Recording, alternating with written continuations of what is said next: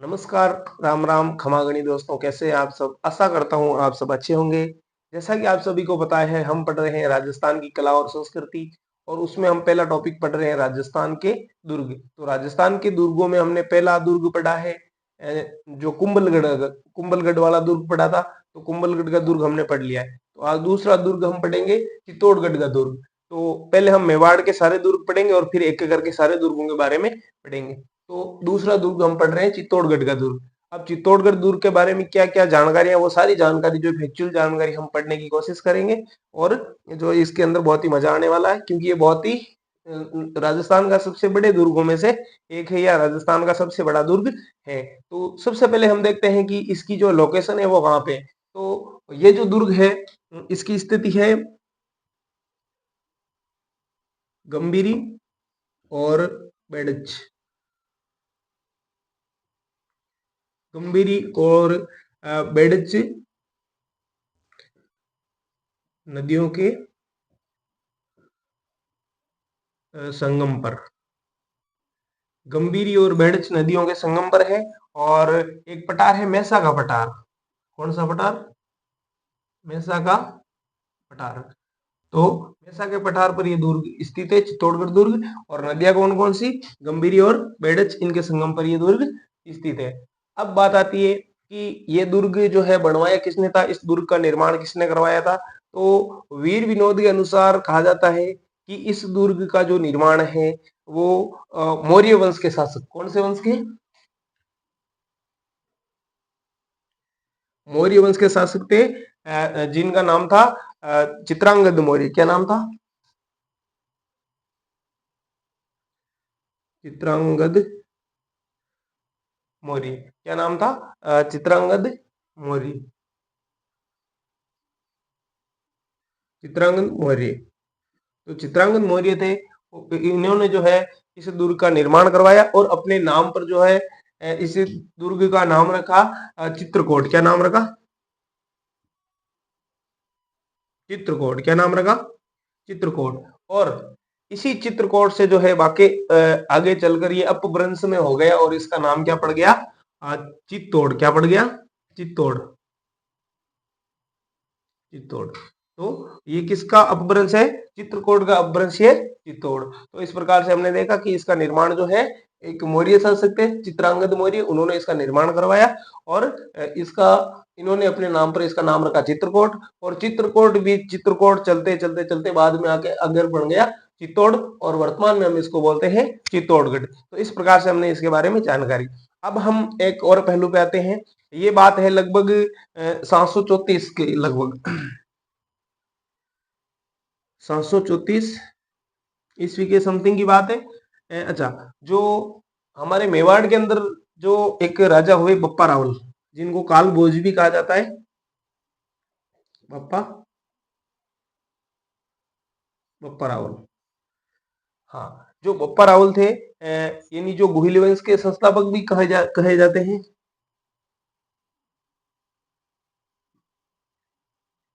गुहिल वंश के संस्थापक। तो जो गुहिल वंश के संस्थापक थे बप्पा रावल, इन्होंने लगभग 734 के लगभग जो है मौर्य वंश का अंतिम शासक, मौर्य वंश का अंतिम शासक, कौन सा शासक?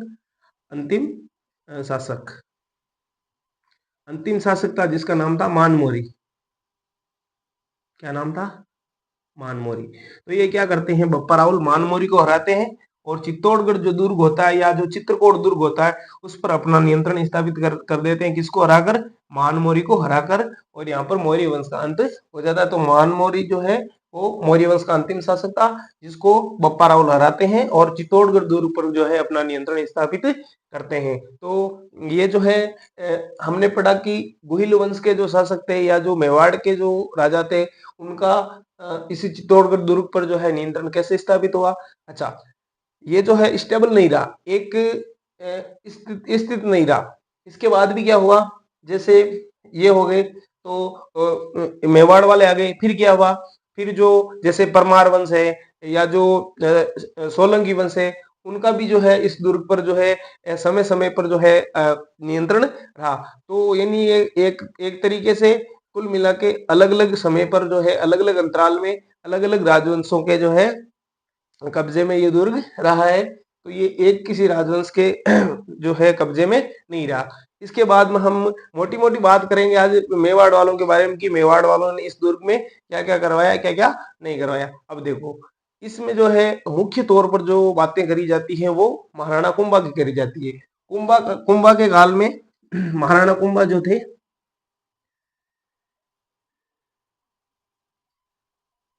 महाराणा कुंभा तो महाराणा कुंभा जो थे इन्होंने इस दुर्ग का जो है जीर्णोद्धार कराया। क्या कराया? जीर्णोद्धार यानी इस दुर्ग का जो है एक तरीके से कहेंगे पुनः निर्माण करवाया। तो किसने करवाया था? महाराणा कुंभा ने। तो महाराणा कुंभा ने इसके अंदर बहुत सारी चीजें जो है जोड़ी थी। तो वो हम पढ़ते हैं कि महाराणा कुंभा ने जो इस दुर्ग के बारे में क्या क्या करवाया। मैं महाराणा कुंभा को ऊपर लिख देता हूँ एक बार। अच्छा, महाराणा कुंभा से पहले हम थोड़ी और जानकारी लें तो जो ये चित्तौड़गढ़ का दुर्ग है इसके बारे में कहा जाता है कि ये महाभारत काल से जो है अस्तित्व में है।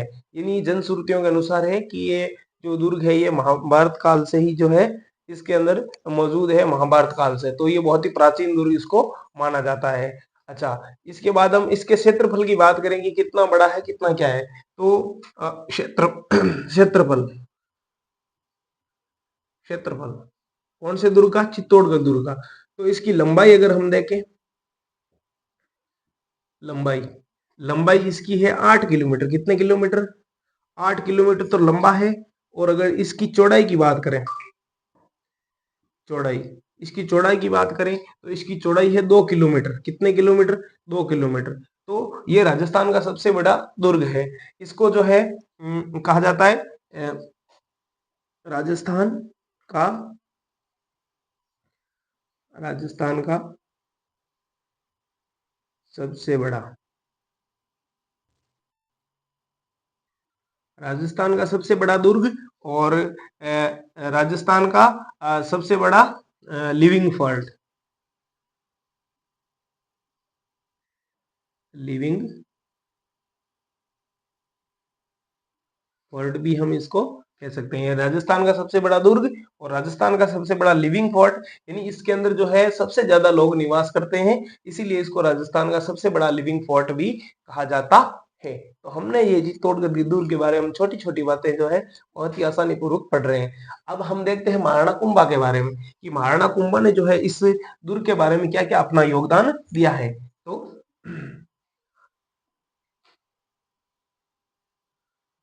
महाराणा कुंभा महाराणा कुंभा को हम पढ़ते हैं इनका कार्यकाल अगर देखें तो 1433 से लेकर 1468 तक। 1433 से लेकर 1468 68 तक जो है इनका कार्यकाल रहता है। तो इन्होंने जो है इस दुर्ग के अंदर बहुत सारी चीजों का निर्माण कराया, जिनमें एक फेमस चीज है विजय स्तंभ। तो इन्होंने किन किन चीजों का निर्माण करवाया? विजय स्तंभ। विजय स्तंभ जो कि 9 मंजिला है। कितना मंजिला है? 9 मंजिला। इसके बारे में हम आगे डिटेल से बात करेंगे। ये 9 मंजिला इमारत बनवाई इन्होंने विजय स्तंभ। एक इन्होंने मंदिर बनवाया, कुंभा श्याम मंदिर। कौन सा मंदिर? कुंभा श्याम मंदिर। कुंभा श्याम मंदिर भी किन्होंने बनवाया? महाराणा कुंभा ने जो है बनवाया था। और अगर हम बात करें तो लक्ष्मीनाथ मंदिर भी इन्होंने बनवाया। कौन सा नाथ? लक्ष्मीनाथ। लक्ष्मीनाथ मंदिर। लक्ष्मीनाथ मंदिर भी जो है किसने बनवाया था? महाराणा कुंभा ने बनवाया था। महाराणा कुंभा ने जो है इसके अंदर रामकुंड भी बनवाया था। क्या बनवाया था? रामकुंड। तो इस प्रकार से जो है महाराणा कुंभा का जो है इसके बारे में बहुत ही महत्वपूर्ण योगदान होता है चित्तौड़गढ़ के दुर्ग के विकास के बारे में या इसकी समृद्धि के बारे में। आगे अगर हम बात करें तो इनके जो द्वार हैं, इनके जो प्रवेश द्वार हैं या इनके जो मार्ग मार्ग है या इनकी जो पोल है, जिसको पोल बोलते हैं, यानी पोल बोलते हैं ना, मार्ग रास्ता, तो उन दुर्ग के जो मुख्य द्वार है उनके बारे में बात करेंगे। तो एक करके हम इनके बारे में बात करते हैं।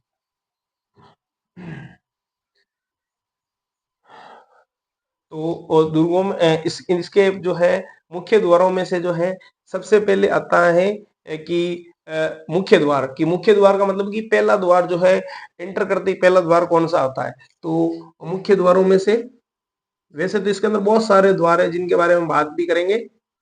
मुख्य द्वार, मुख्य द्वार जो है इसका नाम है पाडन पोल। क्या नाम है? पाडन पोल।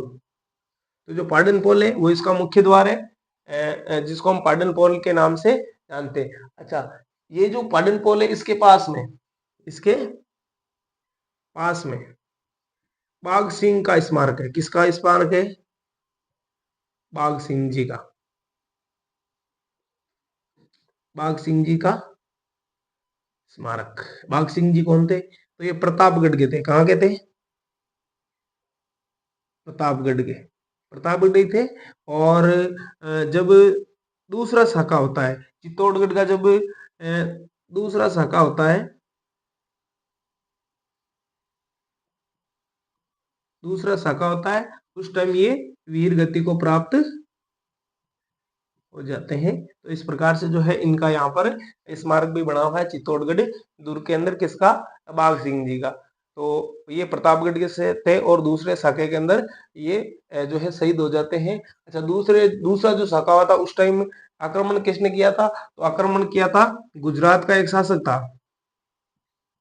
गुजरात का एक शासक था जिसका नाम था बहादुर शाह। क्या नाम था? बहादुर शाह। तो बहादुर शाह क्या करता है, यहाँ पर अटैक करता है और जो है यहाँ पर ये बाघ सिंह जी वीरगति को प्राप्त होते हैं। तो इस प्रकार से ये पाडन पोल के बारे में था। अच्छा, पाडन पोल जो है इसके अगर थोड़े से आगे चले हम, किससे आगे चले? पाडन पोल से। पाडन पोल से आगे चले तो फिर हमें मिलता है भैरव पोल। कौन सा पोल? भैरव पोल। भैरव पोल। भैरव पोल, ठीक है। हाँ, भैरव पोल। और भैरव पोल से थोड़ा और आगे चले, भैरव पोल से जो है थोड़ा और आगे चले तो हमें मिलता है जो है हनुमान पोल। कौन सा पोल?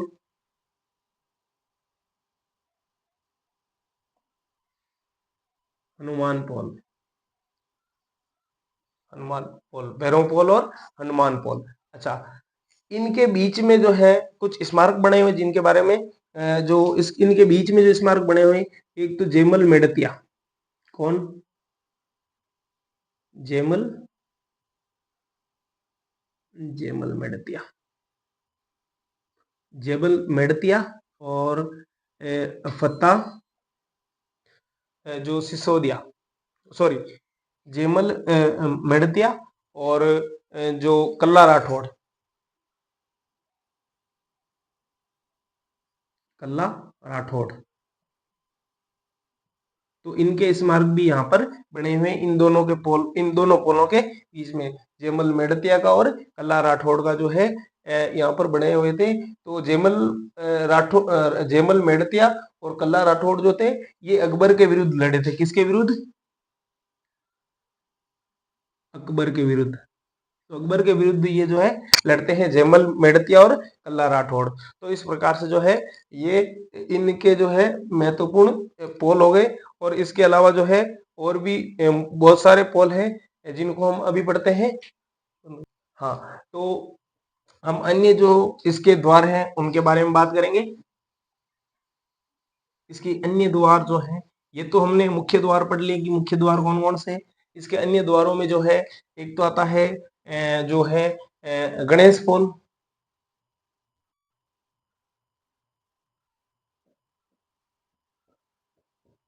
गणेश पोल, कौन सा पोल? गणेश पोल। एक आता है लक्ष्मण पोल। लक्ष्मण पोल, गणेश पोल हो गया, लक्ष्मण पोल हो गया। एक होता है जोड़ला पोल। जोड़ला पोल जो है इसके मुख्य द्वार है। और इसका जो अंतिम द्वार है ये तो मुख्य द्वार हो गए। अच्छा, ये प्रमुख द्वार हो गए, और इसके अंतिम द्वार, इसका अंतिम द्वार, अंतिम जो प्रवेश द्वार है वो है रामपोल। कौन सा पोल? रामपोल। अच्छा, रामपोल की एक विशेषता है कि रामपोल के सामने, रामपोल के जस्ट सामने क्या है? रामपोल के सामने, तो रामपोल के सामने जो है तीसरे साके के अंदर जो शहीद हुए थे फत्ता सिसोदिया। कौन? फत्ता सिसोदिया। फत्ता सिसोदिया का यहाँ पर स्मारक है। क्या है? फत्ता सिसोदिया का स्मारक यहाँ पर बना हुआ है। कौन से पोल के सामने? तो रामपोल के सामने बना हुआ है फत्ता सिसोदिया का स्मारक, जो कि कब शहीद हुए थे? तीसरे साके के अंदर, तीसरे साके में वीर गति को प्राप्त हुए थे। ये कौन था? सिसोदिया। तो जो चित्तौड़गढ़ दुर्ग है, इसके बारे में हमें शहीदों की जानकारी मिलेगी, वीर गति को प्राप्त हुए लोगों की जानकारी मिलेगी, क्योंकि मेवाड़ का इतिहास ही ऐसा है कि उसमें सारे वीर ही वीर हैं, योद्धा ही योद्धा है। तो योद्धाओं के बारे में हम जो है, देखो किले के बारे में पढ़ रहे हैं हम, दुर्ग के बारे में पढ़ रहे हैं, फिर भी हम जो है वीर गति का नाम बार बार आ रहा है, वीर गति वीर गति। क्यों? क्योंकि मेवाड़ की जो धरा है वो एक शहीदों की भूमि हम इसको कह सकते हैं, हम इसको वीर गति की भूमि कह सकते हैं, क्योंकि ये जो है वीर गति को प्राप्त होने वाले लोग ज्यादा थे। हमने लगभग सभी लोगों के बारे में पढ़ा कि हर पोल पर जो है किसी न किसी का स्मारक मिलता है, किसी न किसी से लड़ते हुए शहीद हुए हो गए, वीर गति को प्राप्त हो गए। तो इस प्रकार की भावनाएं जो इन लोगों के अंदर थी, तो जो आज तक इनका नाम भी चल रहा है, हम भी पढ़ रहे हैं, आप भी पढ़ रहे हैं। तो तो अब हम चित्तौड़गढ़ दुर्ग के बारे में एक और बात पढ़ने जा रहे हैं। तो चित्तौड़गढ़ दुर्ग की आन बान शान जो विजय स्तंभ है, जिसका निर्माण महाराणा कुंभा ने करवाया था। विजय स्तंभ, कौन सा स्तंभ?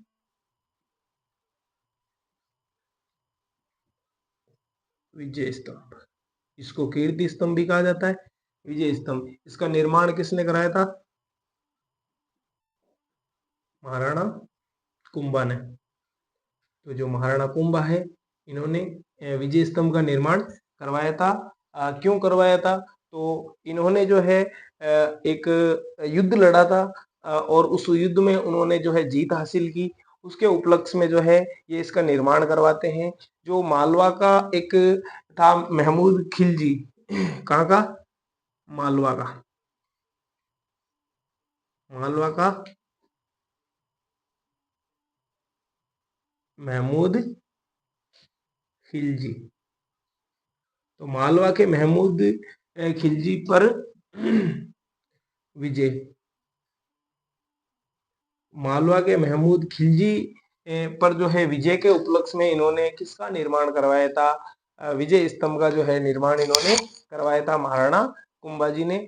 और ये बात कब की है? तो ये बात है लगभग 1440 की। कब की है? 1440 के समथिंग लगभग ये बात हो जाती है। ठीक है, तो ये जो इमारत है ये 9 मंजिला है। कितने मंजिला? 9 मंजिल। कितनी मंजिल है इसकी? 9 मंजिल। कितनी मंजिल? 9 मंजिल।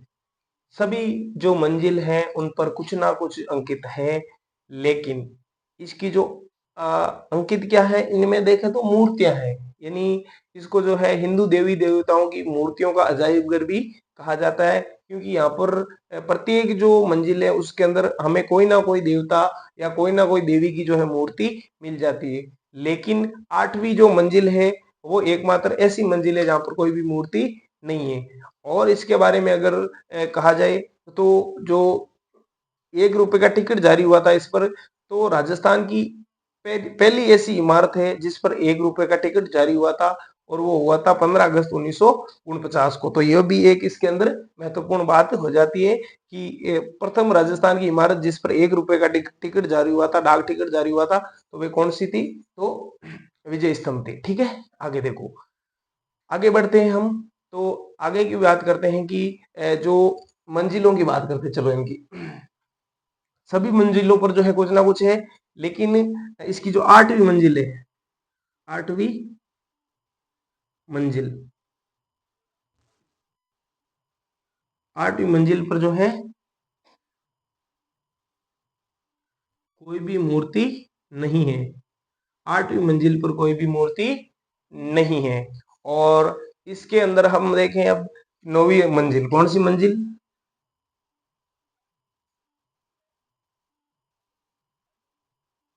9वीं मंजिल। 9वीं मंजिल पर हमें क्या मिलता है? अच्छा, ये जो 9वीं मंजिल है, पहले हम देखते हैं इसके अंदर एक प्रशस्ति मिलती है, जब इसको बोलते हैं कीर्ति स्तंभ या कीर्ति स्तंभ प्रशस्ति। इसको हम क्या बोलते हैं? कीर्ति स्तंभ प्रशस्ति, कीर्ति स्तंभ प्रशस्ति। अच्छा, इस ये जो कीर्ति स्तंभ प्रशस्ति है, इसके अंदर जो है हमें हमीर से लेकर मोकल तक का जो है इतिहास मिलता है। और जो इसको लिखने वाले होते हैं वो अत्रि और महेश होते हैं। कौन होते हैं? अत्रि और महेश। अत्रि और महेश जो है इसको लिखते हैं। तो ये कीर्ति स्तंभ प्रशस्ति 9वीं मंजिल पर। अच्छा, 9वीं मंजिल एक बार क्या होता है, इस पर बिजली गिर जाती है, यानी आकाश से बिजली गिरने से ये जो है क्षतिग्रस्त हो जाती है। तो इसका पुनर्निर्माण करवाते हैं स्वरूप सिंह जी, जो कि मेवाड़ के शासक होते हैं। तो इसका पुनर्निर्माण कौन करवाते हैं?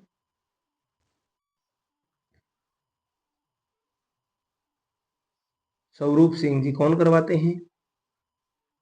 स्वरूप सिंह जी। स्वरूप सिंह जी क्या करवाते हैं? 9वीं मंजिल का पुनर्निर्माण करवाते हैं। तो ये सारी बातें हमने कर ली। आगे हम देखें तो इनकी छोटी छोटी बातें बहुत सारी है, कि इसकी जो तीसरी मंजिल है उस पर 9 बार, कितनी बार? 9 बार। यहाँ पर मैं लिखता हूं, यानी तीसरी मंजिल,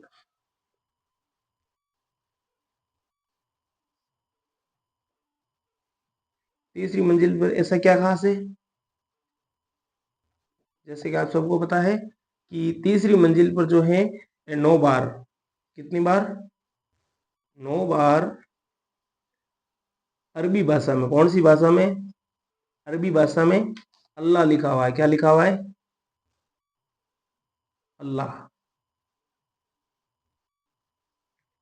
तो कौन सी मंजिल है जिस पर अरबी भाषा में 9 बार अल्लाह लिखा हुआ है? तो वो तीसरी मंजिल है। कौन से स्तंभ की? विजय स्तंभ की, जिसका निर्माण महाराणा कुंभा द्वारा करवाया गया था। इसकी 7वीं जो मंजिल है, 7वीं मंजिल पर स्वास्तिक का चिन्ह मिलता है। 7वीं मंजिल, 7वीं मंजिल पर क्या मिलता है हमें? स्वास्तिक जानते हो? साक्यो।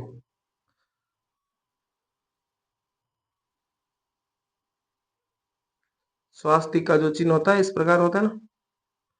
सही बना नहीं बना रहे? हाँ, ये जो है स्वास्तिक का जो चिन्ह है हमें कौन सी मंजिल से मिलता है? 7वीं मंजिल से स्वास्तिक का चिन्ह हमें यहाँ पर मिल जाता है। तो ये जो विजय स्तंभ, इसके अंदर सीढ़ियों की बात करें तो इसके अंदर कुल 157 सीढ़ियां, कितनी? 157, 157। इसके अंदर क्या है? सीढ़ियां हैं। क्या है? सीढ़ियां। कितनी सीढ़ियां हैं? 157। इसके अंदर सीढ़ियां हमें देखने को मिल जाती हैं। कौन से के अंदर? विजय स्तंभ के अंदर। अच्छा, इसके हम शिल्प की बात करें, इसके इनके कारीगरों की बात करें, और बेटा तो यहाँ तो यहाँ पर दिख जाएगा। इसके शिल्पी, इनको बनाने वाले भाई कारीगर कौन थे? तो इसमें नाम आता है, अलग अलग नाम है, मापा है, पामा है, पुंजा है। इस प्रकार के जो कारीगर थे, इन्होंने मिलकर क्या करा था? इसका निर्माण करा था। इसका जो मुख्य था वो एक हम कह सकते हैं कि जेता, जेता भी इसके अंदर शामिल था। तो इन लोगों ने क्या करा? मिलकर जो है 9 मंजिला एक इमारत बनाई, जिसको नाम दिया गया विजय स्तंभ। और यही विजय स्तंभ स्तंभ को हम पढ़ते हैं, जिसका निर्माण महाराणा कुंभा ने करवाया था। तो इस प्रकार से हमने ये इसके बारे में पढ़ा। अच्छा, उस टाइम इसको बनाने में 90 लाख रुपए खर्च हुए थे। कितने? 90 लाख रुपए। तो उस टाइम की बात है भाई, यानी किस टाइम की? उस टाइम की। 1490 सॉरी 1440 के अंदर 90 लाख रुपए जो है बहुत ही बड़ी एक रकम हुआ करती थी, जिसको महाराणा कुंभा ने विजय स्तंभ बनाने के अंदर खर्च किया था। तो ये भी अपने आप में एक बहुत बड़ी बात है। तो हम आगे की बात करते हैं।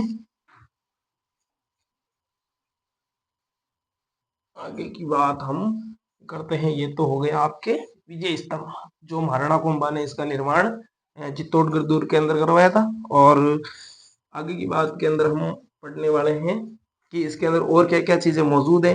वैसे तो बहुत सारी चीजें इसके अंदर हैं, जिनको हम पढ़े तो जो है उम्र कम पड़ जाए। तो देखो, इसके अंदर जो है एक बहुत ही शांत और खूबसूरत बना हुआ है पद्मिनी महल। क्या बना हुआ है? पद्मिनी महल, जो यहाँ की रानी थी पद्मिनी में पद्मिनी, तो उसके नाम पर यहाँ पर उसका जो महल है पद्मिनी महल जो है यहाँ पर बना हुआ है। अब हम देखेंगे इसके उपनाम। क्या देखेंगे?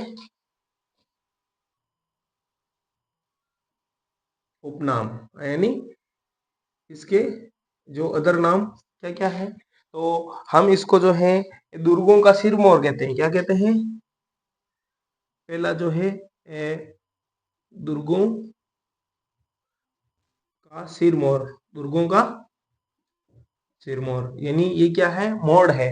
मोड़ बनते ना, तो ये मोड़ है, दुर्गों का सिरमौर है। तो और आगे देखें तो ये राजस्थान का गौरव है। क्या है? राजस्थान का, राजस्थान का गौरव।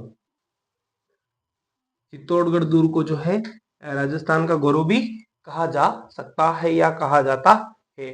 इसे जो है और अगर देखें तो इसे मालवा का प्रवेश द्वार कहा जाता है। क्या कहा जाता है? मालवा का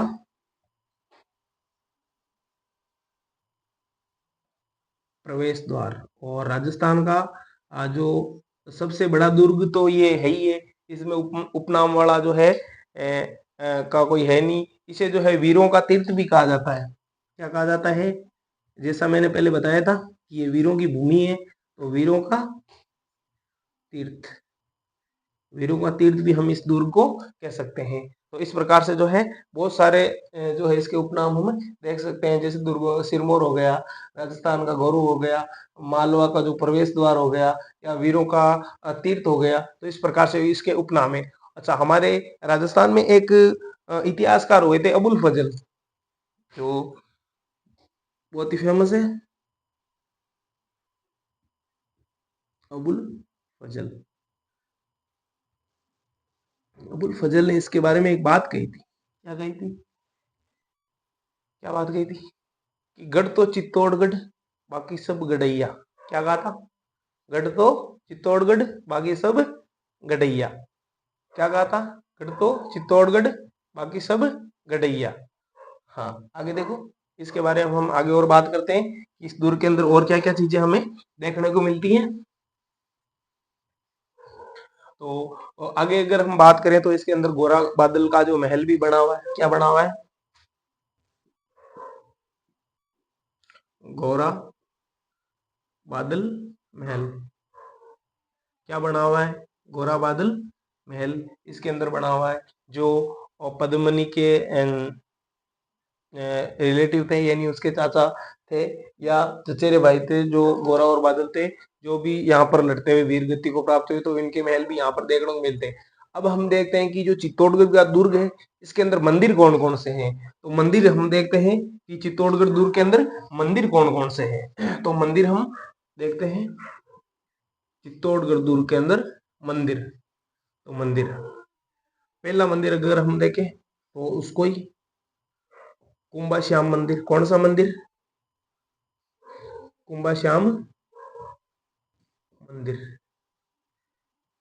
कुंभा श्याम मंदिर हो गया, जिसका निर्माण कुंभा ने करवाया था। इसके अंदर जो है इसके अंदर बाण माता का मंदिर है। कौन सी माता का? बाण माता का मंदिर। बाण माता की खास बात क्या है? तो ये जो सिसोदिया वंश है, कौन सा वंश? मेवाड़ का सिसोदिया वंश, सिसोदिया वंश उनकी कुल देवी है। सिसोदिया जो वंश है उसकी कुल देवी कौन सी देवी? बाण माता। ठीक है, इसके बाद अगर हम देखें तो इसके अंदर जो है अन्नपूर्णा माता का मंदिर भी है। कौन सी माता का? अन्नपूर्णा माता, अन्नपूर्णा माता मंदिर। अन्नपूर्णा माता का मंदिर भी जो है हमें यहाँ पर देखने को, और हम एक इसके अंदर देखते हैं कि मीराबाई का मंदिर भी जो है हमें यहाँ पर देखने को मिल जाता है, जो कि मेड़ता के अंदर, हमारे मेड़ता में बहुत फेमस है मीराबाई का मंदिर। चित्तौड़गढ़ दुर्ग के अंदर मीराबाई का मंदिर भी है, क्योंकि मीराबाई का जो ससुराल था वो यहीं पर था, और मीराबाई का मंदिर भी हमें देखने को मिलता है। और क्या मिलता है, तो यहाँ पर तुलजा भवानी का मंदिर भी हमें यहाँ देखने को मिलता है। कौन सा मंदिर? तुलजा भवानी। तुलजा भवानी जो मंदिर है वो हमें यहाँ पर देखने को मिलता है, तुलजा भवानी मंदिर के रूप में। और कौन सा मिलता है हमें? तुलजा भवानी के अलावा यहाँ पर हमें कुकड़ेश्वर महादेव का मंदिर भी मिलता है। कौन सा मंदिर? कुकड़ेश्वर महादेव, ये महादेव मंदिर है, कुकड़ेश्वर महादेव मंदिर। कौन सा मंदिर? कुकड़ेश्वर महादेव मंदिर भी हमें यहाँ पर देखने को मिलता है। इसके अलावा हमें और क्या मिलता है यहाँ पर? कुकड़ेश्वर महादेव के अलावा यहाँ पर हमें जो है रैदास, या हम इसको संत इनको जो है संत रैदास लिखेंगे। संत जो रैदास हैं, संत रैदास की जो छतरी है वो भी हमें यहाँ पर मिलती है। संत रैदास की छतरी भी हमें यहाँ पर देखने को मिलती है। और हम जो है यहाँ पर हमें एक सतबीस देवरी नाम से भी मंदिर मिलता है। कौन सा? सतबीस देवरी नाम से भी मिलता है।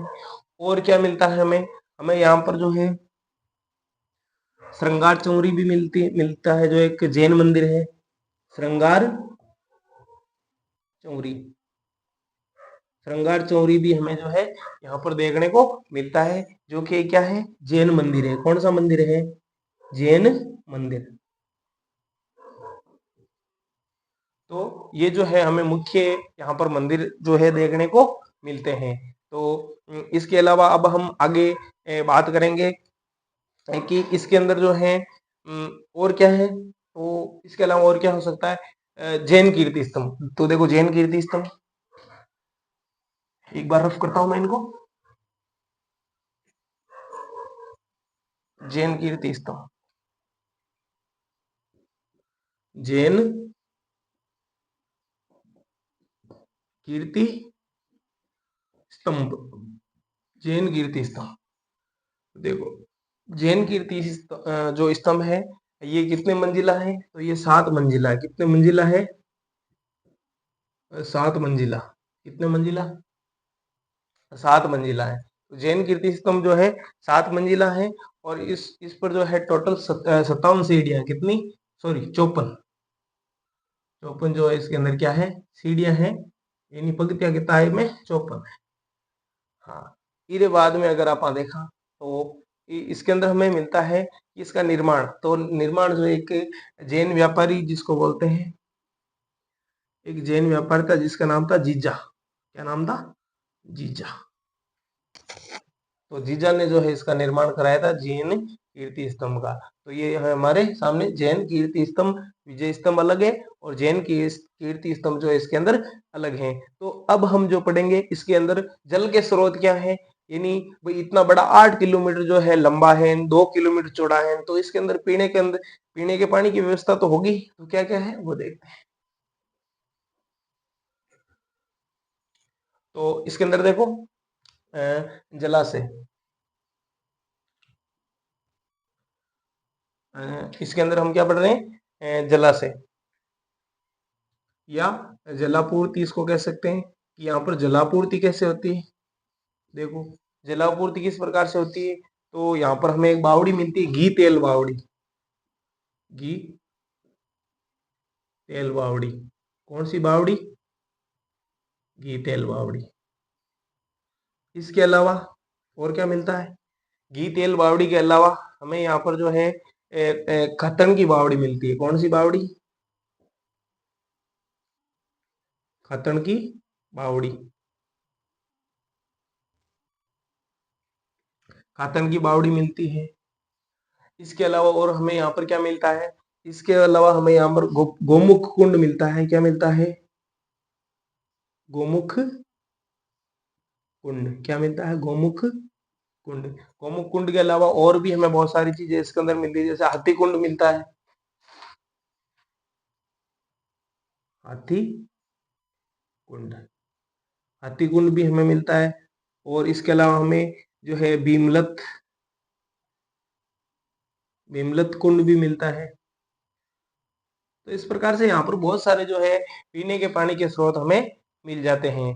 और इस दुर्ग के अंदर एक मेला भी बढ़ता है। क्या बढ़ता है? मेला।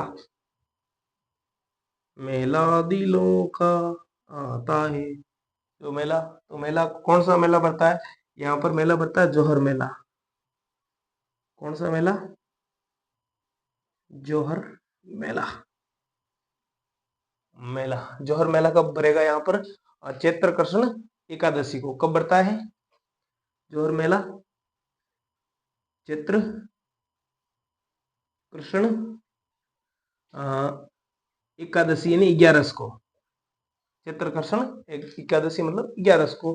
चैत्र की जो है 11 को जो है मेला यहाँ पर बढ़ता है। तो अब हम इसके चित्तौड़गढ़ दुर्ग के जो है बारे में हमने बहुत सारी बातें की। अब हम इसके जो लास्ट कुछ पहलू पढ़ेंगे कि इसके साकों के बारे में पढ़ेंगे, जो कि साहसपूर्ण कदम थे। तो इस चित्तौड़गढ़ दुर्ग के बारे में 3 साके हुए थे। कितने साके हुए थे? 3 साके। तो 3 साके पढ़ेंगे। कितने साके? 3 साके। अच्छा, साका क्या होता है? साका जो होता है वो केसरिया। एक तो होता है केसरिया। केसरिया क्या होता है? केसरिया यानी जब कोई दूसरा आक्रमणकारी किसी राजा पे आक्रमण करता, और जब ऐसी स्थिति बन जाती कि वहां पर जो है राजा नहीं जीत सकता, तो वो क्या करते थे, सर पर जो है केसरिया पगड़ी बांधते थे और अपनी सेना के साथ जो है आगे वाले राजा से भिड़ जाते थे। यानी उनको पता तो होता था कि हम हारेंगे, लेकिन हम झुकेंगे नहीं, लड़ते हुए मारे जाएंगे लेकिन झुकेंगे नहीं। तो वही था कि ये जो लड़ते हुए शहीद हो जाते थे वो क्या करते थे? केसरिया करते थे। और जो महिलाएं होती थी वो क्या करती थी? अपने चरित्र को बचाने के लिए क्या करती थी? जोहर करती थी। क्या करती थी? जोहर। जोहर। जोहर क्या होता था? तो महिलाएं जो थी वो अग्नि के अंदर जो है अग्नि स्नान कर लेती थी या अग्नि के अंदर कूद जाती थी, तो वो होता था जोहर। और जब एक राजा या उसकी पूरी सेना जो उसके अंदर दूसरे आक्रांता के साथ जो है लड़ाई करती थी या लड़ते हुए जो वीर गति को प्राप्त हो जाता था, तो वो होता था केसरिया। तो जोहर और केसरिया जब दोनों साथ में होते थे उसको बोला जाता था साका। तो हम पढ़ेंगे साके। ये चित्तौड़गढ़ दुर्ग जो था उसके अंदर 3 साके हुए थे। तो पहला साका हम देखते हैं। प्रथम साका कब हुआ था? प्रथम साका, प्रथम साका हुआ था 1303 के अंदर। कब हुआ था? 1303 के अंदर। अच्छा, 1303 के अंदर जो है ये तो राजस्थान का सबसे फेमस और सबसे यूं कहे कि साहसी कदमों में से एक था 1303 वाला साका। ये किसके टाइम होता है? ये होता है रतन सिंह जी के टाइम। किसके टाइम? रतन सिंह जी के टाइम। और रतन सिंह जी जो है इन पर इनकी एक रानी होती है पद्मिनी। हमारे राजस्थान के इतिहास की जो है सबसे प्रसिद्ध रानियों में से एक पद्मिनी। तो रतन सिंह की रानी पद्मिनी, और उन पर जो है अटैक कर देता, आक्रमण कर देता अलाउद्दीन खिलजी। कौन करता है? अलाउद्दीन। अलाउद्दीन जो खिलजी होता है वो क्या कर देता है? इन पर आक्रमण कर देता है। अलाउद्दीन खिलजी जब आक्रमण करता है तो रतन सिंह जी जो है उससे युद्ध में जो है लड़ते हुए वीरगति को प्राप्त होते हैं और केसरिया कर लेते हैं। और पद्मिनी जो है अपने साथ जो है बहुत सारी और रानियों के साथ क्या कर लेती है? जौहर कर लेती है, तो ये जो है केसरिया यहाँ पर साका हो जाता है। पहला 1303 के अंदर आक्रमण किसने किया था? अलाउद्दीन खिलजी ने। आते हैं दूसरे साके के अंदर, दूसरा साका। तो राजस्थान का दूसरा जो सॉरी राजस्थान का क्या, चित्तौड़गढ़ दुर्ग का, चित्तौड़गढ़ दुर्ग का जो दूसरा शाखा होता है वो होता है 1535 के अंदर। कब होता है? 1535 के अंदर। 1535 के अंदर क्या होता है कि यहाँ पर जो केसरिया वो तो करते हैं बाघ सिंह जी। कौन करते हैं? चित्तौड़गढ़ के जो इसके अंदर होते हैं, और वो मूल कहाँ के होते हैं? प्रतापगढ़ के बाघ सिंह जी। और कर्मावती जो होती है, रानी कर्मावती, जो हुमायूं को राखी भी भेजती है, और ये फिर यहाँ पर इनको जोहर करना पड़ता है, और ये करते हैं यहाँ पर जो केसरिया। तो यहाँ पर हो जाता है साका दूसरा। और यहाँ पर आक्रमण कौन करता है? तो यहाँ पर आक्रमण जो करता है गुजरात का बहादुर शाह, बहादुर शाह का आक्रमण होता है। बहादुर शाह का आक्रमण होता है, और यहाँ पर क्या हो जाता है? राजस्थान जो चित्तौड़गढ़ है उसका दूसरा शाखा यहाँ पर संपन्न होता है। तीसरा शाखा,